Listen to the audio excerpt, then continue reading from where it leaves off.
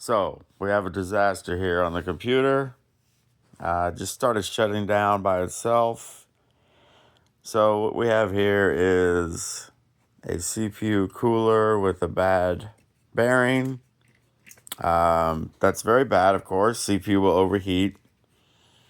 So I removed the shroud. So I'm like, oh no, I got to go to the store and buy a new cooler, right? We all love excuses to buy new stuff. But wait a second. I mean,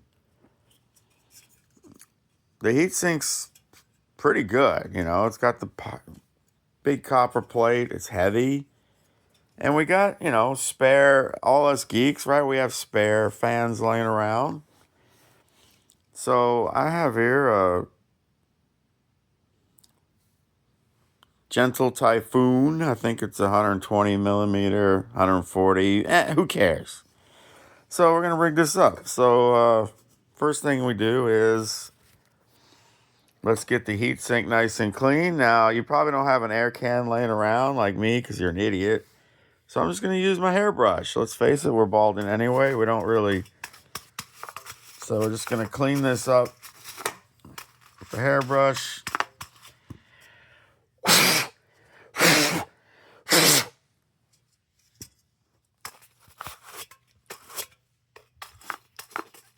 A little hard to do with one hand with a smartphone. But anyway, okay.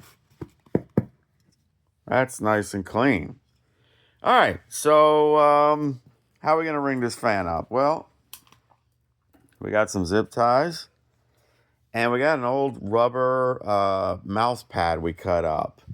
If you ever have these old mouse pads laying around, they're really great for things like this. Because we want something that will sit between the fan and the heat sink that we can cut in little strips. It will stop the dampening. It will... oh, well, here's our little helper. Hey, Maverick. You're on YouTube. Anyway. This will give the fan something nice to sit on. It won't rattle, and it gives. It's rubber. So okay, hold on. We're gonna mount this fan up. Just occurred to me that the zip tie being in contact with the copper heat pipes would probably cause the zip tie plastic to eventually probably fail. So let's go with some copper wire. Okay, all us guys know where we get some copper wire.